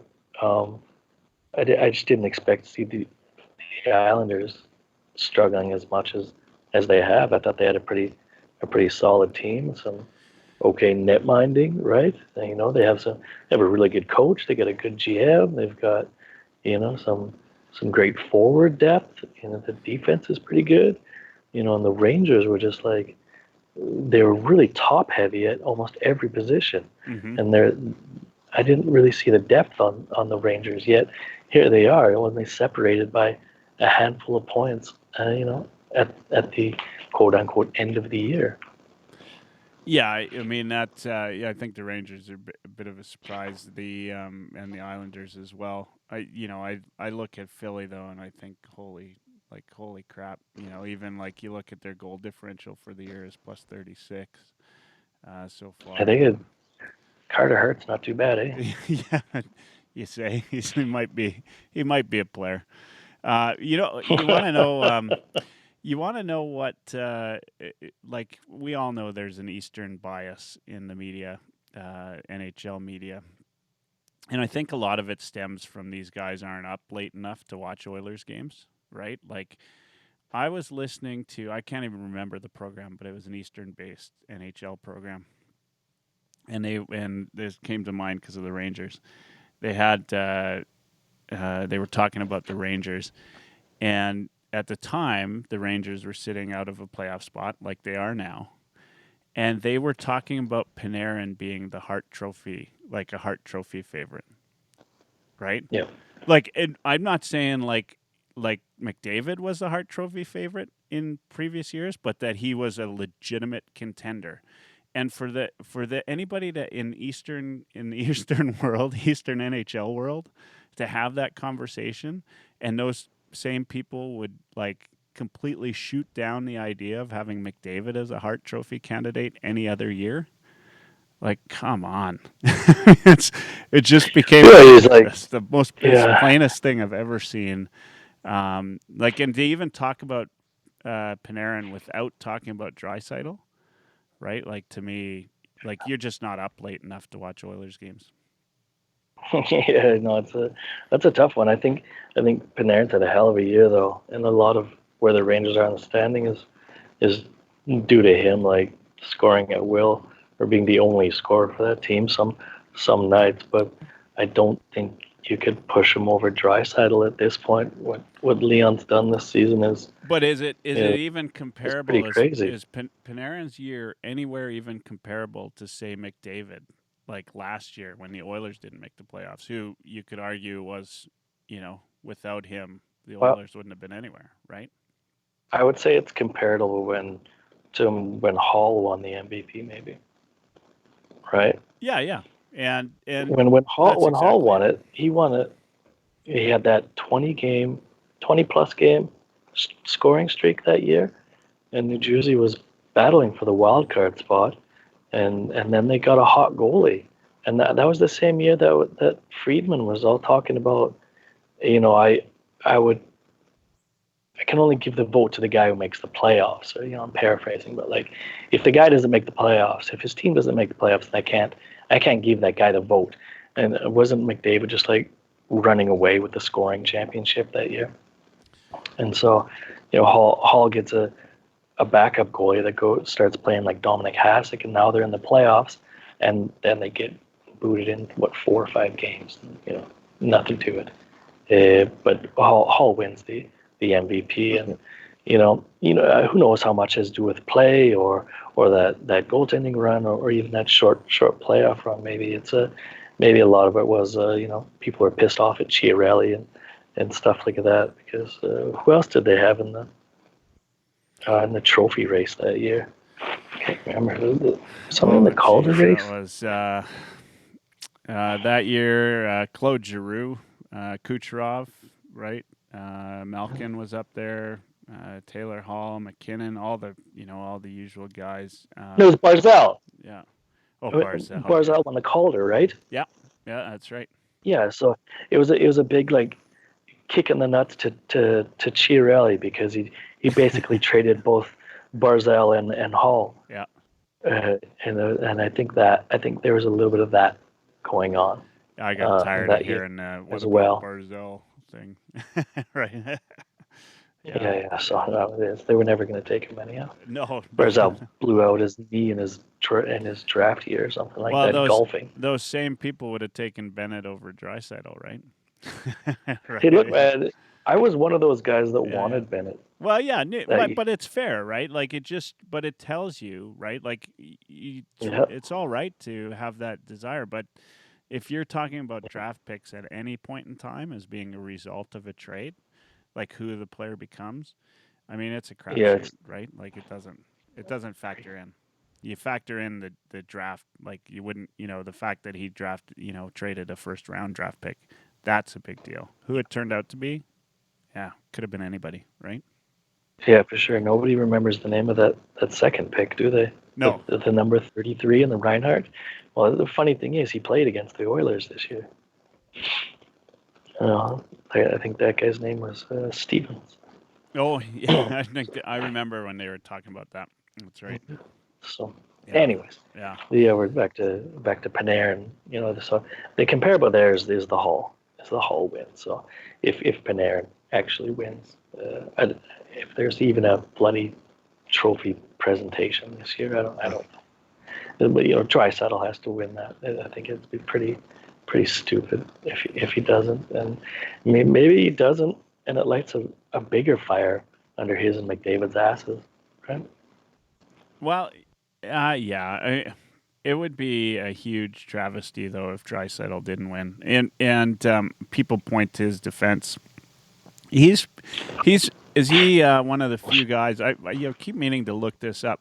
He's one of the few guys on that top points leaders that plays any PK minutes, right? Like, is that right? Yeah. Like McDavid doesn't play PK. All those guys, all the guys that are in the top, they all play power play. Like being penalized for being good on the PK. Like Marchand plays PK minutes. Like Marchand to me is an all-around player as much as I hate the bastard, but but you can't. You watch him on the PK; he's absolutely outstanding. But same with Draisaitl. Draisaitl's amazing on the PK too. Like the way he knocks pucks down. Is there anybody in the league that can knock a puck down from that in close like Draisaitl? I can't think of anybody. Well, two things on that. Draisaitl doesn't just play PK; he plays the 5-on-3 PK. When the Oilers go down double shorthanded, he's the guy they send out, and I think part of it is because he can knock those puck down, and I think that's a European thing too. They tend to be able to do that a little better. If you notice when the players try to throw those massive 60-foot saucer passes, if it's a European defenseman back there, they'll just knock them down. Yeah. The stick, but Draisaitl's got that massive stick blade too, right? So, yeah, but he like it's unbelievable what he does, isn't it? Like it's just yeah. Like he's pretty much superstar at this point now. Has he broke the top 5 in the league for you, or is he just top 10, or is he a top 15? What's he for you guys? I have always, and Mike, I'll let you go too as well, but I have always thought he was a top 5 player. Like for the last few years, I thought he was like, I could not believe last year. I think that my honest to God feeling on him is that he is the least heralded 50 goal scorer of all time in the NHL. Like going into the offseason this year, he scored 50 goals. And they weren't talking. He was the only guy with 50 and 100 points, right?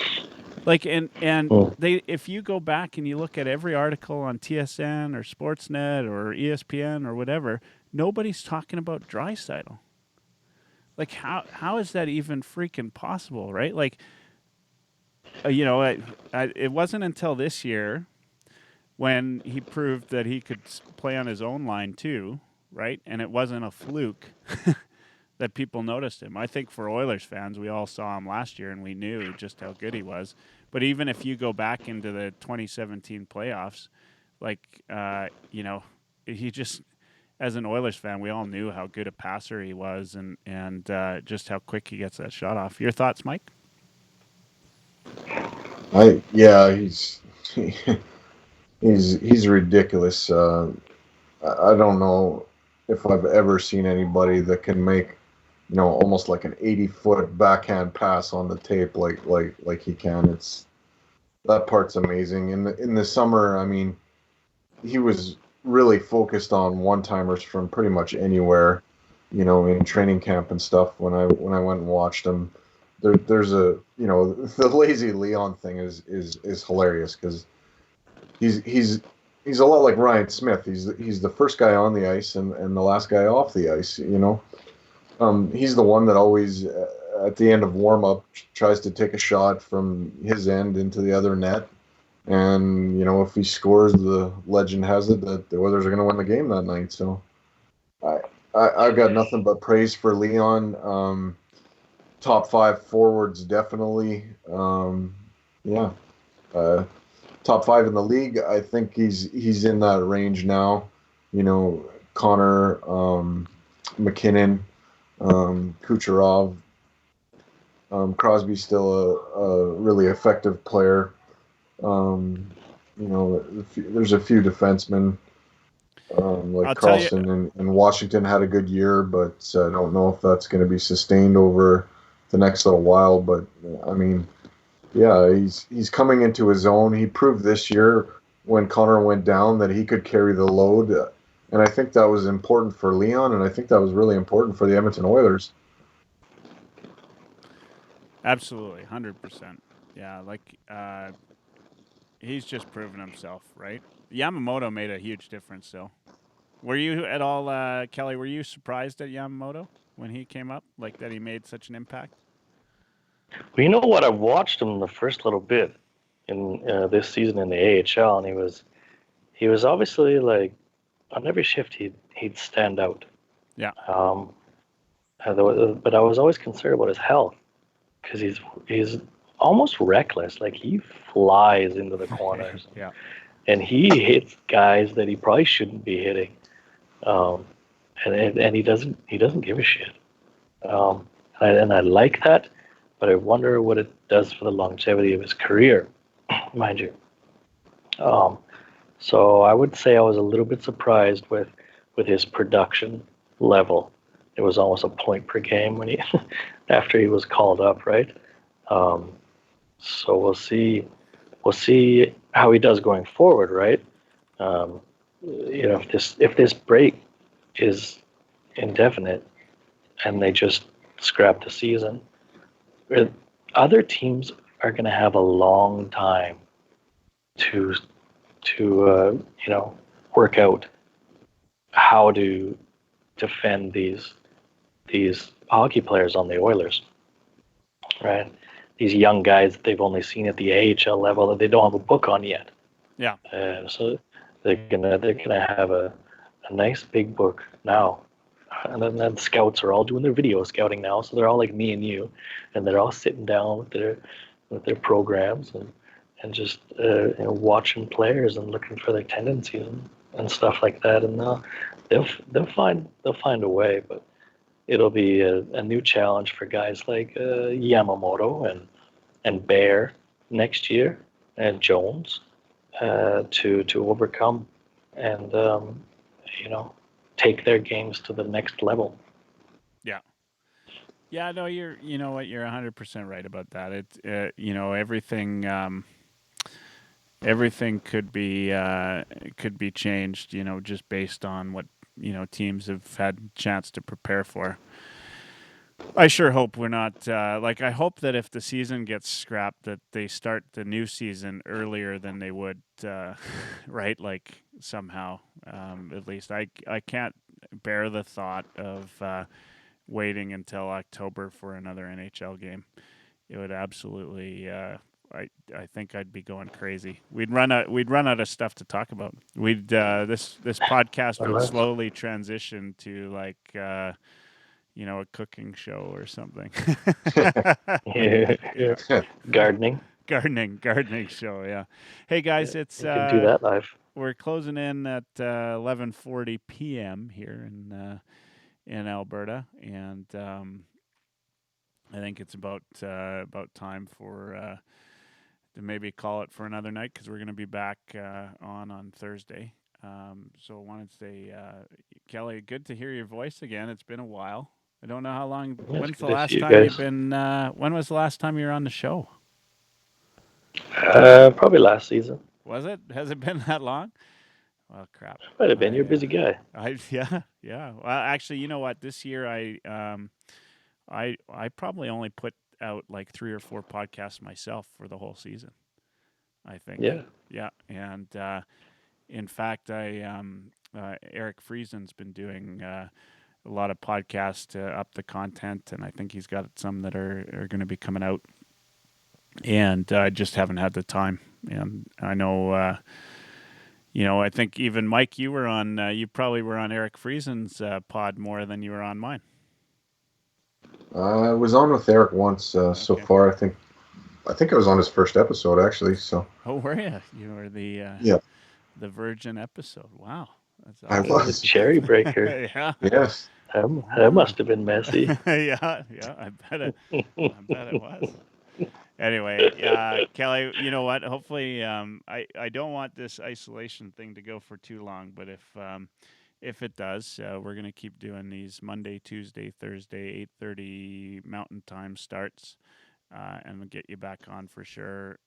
We'll find stuff to talk about, even if it's not Oilers hockey. We'll find something to talk about, and just something to get our minds off of everything that's going on, and hopefully there's some Oilers news or some playoff news or who knows what.